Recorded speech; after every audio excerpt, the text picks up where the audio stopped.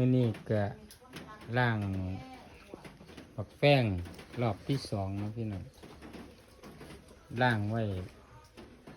ถ้าแพ็คทรงพ่อขามื้อเสาร์นะล่างเรียบร้อยแล้วเด้อแป้งสวยๆ20 ถุงเห็นเนาะมันอาจจะหลายกว่านี้นะเบื้องต้นก็มื้อแพ็คทรงพ่อขามันหมานปังสร้างหัวมันเกษตรไทยบ้านเนาะโอเคครับขอบคุณทุกกำลังใจที่เข้ามารับชมรับฟังคลิปการเกษตรล้วนๆต้องช่องสุริยันเท่านั้นสร้างหัวมันและเกษตรไทยบ้านเนาะพี่น้องเอ้ยขอบคุณหลายๆ